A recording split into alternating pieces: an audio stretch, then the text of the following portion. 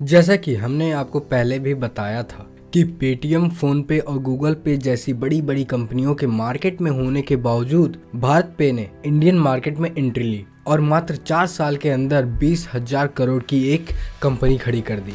भारत पे इन 4 सालों के अंदर लगभग 50 लाख से अधिक दुकानदारों और छोटे छोटे बिजनेस ओनर्स को अपने साथ जोड़ लिया था, क्योंकि अश्नीर ग्रोवर पैसा कमाने के लिए नहीं बल्कि दुकानदारों या फिर जो बिजनेस ओनर्स हैं उनकी प्रॉब्लम्स को दूर करने के लिए इस बिजनेस को बना रहे थे। अश्नीर ग्रोवर छोटे दुकानदारों के पास जाकर उनकी प्रॉब्लम्स को समझते थे और उसी के हिसाब से वो नए नए प्रोडक्ट को लॉन्च करते गए। लोगों को लगा कि यह कंपनी हमसे लेने की बजाय हमें काफी कुछ देना चाह रही है, जिससे कि लोगों में भारत पे का नाम बहुत ही ज्यादा पॉपुलर होने लगा। दरअसल अश्नीर ग्रोवर और उनकी पत्नी माधुरी जैन भारत पे में टॉप मैनेजमेंट के पोजीशन पर थे और कंपनी साल 2018 के बाद से लगातार बहुत ही दमदार प्रदर्शन कर रही थी। रिजल्ट ये था कि जनवरी 2022 में यह कंपनी 4 अरब डॉलर मतलब कि करीब 30,000 करोड़ रुपए की मार्केट वैल्यूएशन को हासिल करने की तरफ बढ़ रही थी और ऐसा लग रहा था कि देश की सबसे बड़ी कामयाब फिनटेक फर्म पेटीएम को यह बहुत ही जबरदस्त टक्कर देगी। लेकिन तभी कुछ कंट्रोवर्सीज ने इनका पीछा नहीं छोड़ा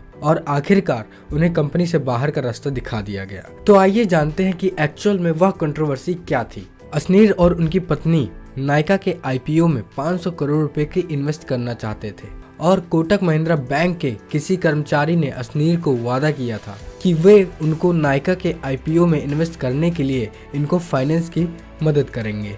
लेकिन उस कर्मचारी ने अश्नीर को अहम वक्त पर मना कर दिया था, जिससे अश्नीर नायका में इन्वेस्ट नहीं कर पाए और जिसके बाद ये जो आईपीओ था नायका का वो 78% के गेन मतलब कि प्रॉफिट पर लिस्ट हुआ था। इस पर अश्नीर का कहना था कि उनका 78% का नुकसान हुआ था वो कोटक वेल्थ मैनेजमेंट की वजह से हुआ था, जिसका भरपाई उन्हें ही करना पड़ेगा। उसी बीच कोटक महिंद्रा बैंक के एक कर्मचारी और अश्नीर के बीच एक बातचीत का ऑडियो लीक हो गया, जिसमें अश्नीर ने एक कर्मचारी को अपने नुकसान के लिए काफी ज्यादा गालियां दी। हालांकि इसका कोई प्रूफ नहीं है कि यह आवाज अश्नीर की ही है और इस कंट्रोवर्सी के चलते भारत पे कंपनी ने अश्नीर की पत्नी माधुरी जैन और इनके साले शाश्वत जैन पर कंपनी में किए गए जो फर्जी बिल घोटाले पर बहुत ही कड़ा आरोप लगाया था। इस मामले की जांच करने के लिए कंपनी ने रिस्क एडवर्टाइजरी कंपनी अल्वारेज और मार्शल को रिक्रूट किया था और इन्वेस्टिगेशन में इन्होंने बताया कि कंपनी में लगभग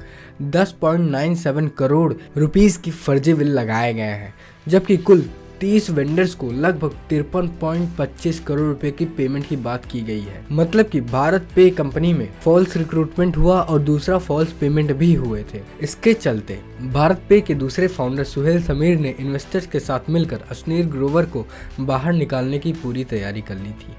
इसके बाद अश्नीर ने यह स्पष्ट कर दिया था कि उन्हें 4,000 करोड़ रुपए चाहिए, उसके बाद ही वे अपनी कंपनी से कोई लेना देना नहीं रखेंगे। उन्होंने इसके पीछे अपने एफर्ट को भी बताया है जो उन्होंने अपनी कंपनी को दिए हैं, जैसे कि 12% club, all in one QR code, post पे, ऑफिशियल बैंकर लाइसेंस जैसी इसमें चीजें शामिल हैं जो कि इन्होंने अपनी कंपनी को खुद दिए थे। इसी वजह से वो इसका भुगतान चाहते हैं।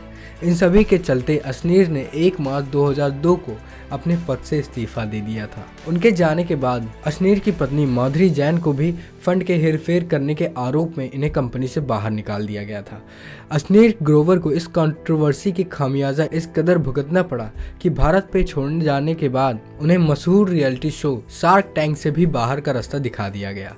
शार्क टैंक इंडिया सीजन 1 में व्यूअर्स ने ग्रोवर को काफी ज्यादा पसंद किया था, लेकिन अब उनके सीजन 2 में एक नया चेहरा देखने को मिल रहा है। अश्नीर की खराब इमेज की वजह से सोनी टीवी पर आने वाले शो में अब कार देखो के को फाउंडर अमित जैन को जज बनाया गया है। और जैसा कि हमने आपको पहले भी बताया है कि भारत पे की शुरुआत बहुत ही ज्यादा दिलचस्प रही है, जो कि हमने इस वीडियो में बहुत ही अच्छे से बताया है। तो अगर आप भारत पे के बारे में और भी ज्यादा जानना चाहते हैं तो आप बगल वाली वीडियो जरूर देखें। So thank you everyone. अगर आपको यह वीडियो पसंद आता है तो इस वीडियो को लाइक कीजिए। अगर आप हमारे चैनल पर नए हैं तो इस चैनल को सब्सक्राइब कीजिए। सो थैंक यू, धन्यवाद, हैव अ गुड डे।